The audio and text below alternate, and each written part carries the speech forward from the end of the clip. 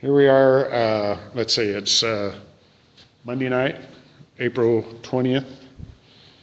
The board met here at 5:45. It's now 8:45. They're in closed session for a while, so Tammy's going to give her presentation on the impending bond election. Hi. My presentation has partially to do with the bond election, but it also has to do with who is speaking on behalf of the district regarding the information. This last Friday, my husband and I paid for a billboard to be posted in what could be considered downtown Chapel Hill in front of the elementary school.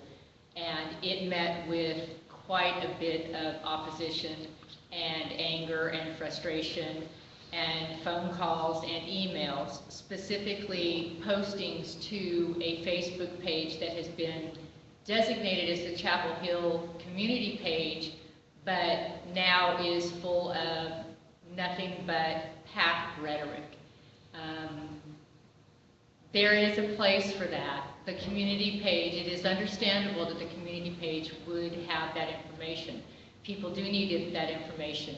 What has now transpired has gone beyond sharing information and virtually attacking people, specifically me.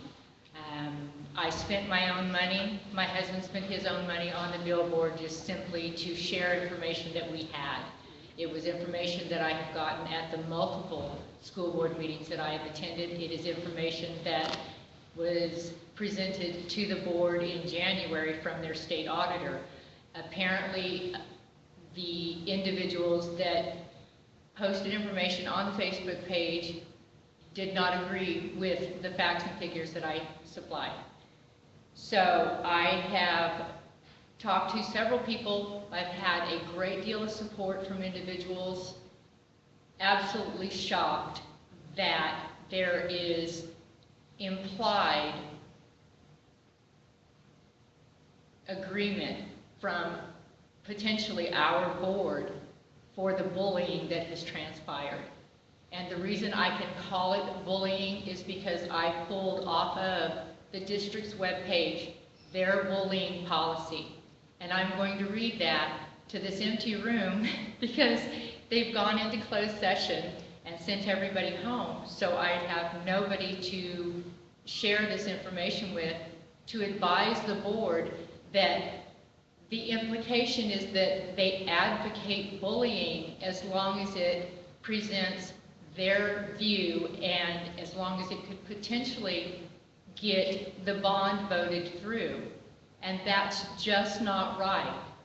It wasn't just me that was attacked on that webpage. It was also other individuals. When they asked questions, they were basically silenced and the comments were deleted. So it's presenting a skewed view. That's not fair either. That in itself is also bullying. And if we're going to have a bullying policy, everybody should adhere to it. This is the page from the Chapel Hill District website, their official bullying policy. Behavior that is not acceptable. Bullying is defined as an act or speech that subjects persons to indignity, humiliation, intimidation, physical abuse or threat of physical abuse, social or other isolation, shame, or disgrace. Quite honestly, I felt probably half of those when my name was put on that page. Some people may say, well, you know, you should have expected it because you put yourself out there. Well, yeah, I did. But last time I checked, I live in America, and there's a thing called freedom of speech. I'm not advocating a vote with that billboard. I simply put information I had and I felt the community might want to know. The second description of bullying is cyberbullying, specifically relating to internet use. Cyberbullying, defined as the use of the internet, cell phones, or other devices to send, post, or text message images, material intended to hurt or embarrass another person. This may include, but is not limited to, continuing to send emails to someone who has said he or she wants no further contact with the sender, or posing threats, sexual marks, pejorative labels such as hate speech, ganging up on victims by making them the subject of ridicule in forums, which this page would fall under, and posting false statements as facts intended to humiliate the victim. One of the statements that was made was that I had an axe to grind, specifically because I ran for and lost a position on the school board last year. That's true, I did lose. 90 days later, my opponent resigned. That information was not shared. A replacement was named. He is running for the remainder of that term this year, and I support him. It continues. Disclosure of personal data such as the victim's real name. My name was plastered in caps. I don't necessarily have a problem with that. I'm proud of my name. I have no problem putting my name out there. I worked diligently and I made sure I had multiple conversations with the Texas Ethics Commission. They assured me as a private citizen I could rent a billboard and I did not have to post a political disclosure or disclaimer because I am a private citizen spending my own money. Therefore, I am not a PAC. I am not affiliated with a PAC. I don't want to be affiliated with a PAC. I attended one PAC meeting and decided it wasn't the place for me to be. Therefore, I spent my own money. My husband spent his own money, and we put up the billboards. One went up last Friday, one went up today. They both carry the same information. Neither of them have our name on them, because quite frankly, it is nobody else's business but mine how I spend my money. The description of cyberbullying goes on. Disclosure of personal data such as the victim's name, address, or school on websites or forums, and again, this page could fall under a forum because it is, posing as the victim for the purpose of publishing material that defames, ridicules him or her, or sending harassing text, instant messages, or emails. Posting or sending rumors or gossip to instigate others to dislike and gang up on the target, which is determined to have a material or substantial interference with activities or the rights of students or teachers. In this case, it's speaking directly towards the students and teachers of our district. But considering that it was on the community page, it speaks to everybody that is on that page. Not just the teachers that are on there, not just the parents that are on there, not just the administrators that are on there. If you look at the page, it specifically states that page was set up to share opinions and to answer questions. But anytime something is posted that does not agree with the position of the person that put the page up on Facebook, it is deleted. Therefore, it's a skewed view of the information. That I do have a problem with. That is why the billboards were put up.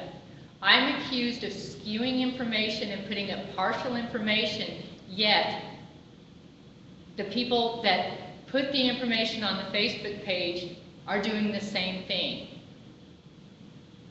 I learned in Sunday school about he who cast the first stone, turning the other cheek, do unto others as you would have them do unto you. I would never call out somebody on Facebook that I would not walk up to and say, I don't agree with you, and this is why. I don't agree with the PAC, and what they did is why. The last description is engaging in threats or acts of intimidation. Once again, intimidation that interfere with another student's desire or willingness to participate in the educational process. As educators, as parents, as community, isn't the idea of that community page to educate everybody on all of the issues? And an issue is not necessarily wrong if it's not from the perspective of the person listening. It doesn't make them right. We should listen. We should educate ourselves, especially when it comes to our children. Just because they don't agree with the way that I'm going about, the way I am educating the community, doesn't make me wrong. It doesn't make them right. It may not make me right. But I have a right to share the information that I have gotten from this building. Today I didn't get a lot of information. Unfortunately, I'm preaching to an empty room. I would have loved for the board to have been here because multiple members of this board are on that page. Half of them, including the superintendent, liked the statement, and that's where my problem is. In closing, if anybody is interested in attending a meeting where you're not going to be judged by where you live, what school your children go to, or your opinion, I would welcome you to attend a meeting. I am calling it a community meeting, and I hope the community will attend, at Lakeview Church of the Nazarene on Wednesday the 22nd. We will be there at 6:30, and I will be happy to share any and all information I have. And I don't care what your views are. I will not judge you for the way you vote. Thank you.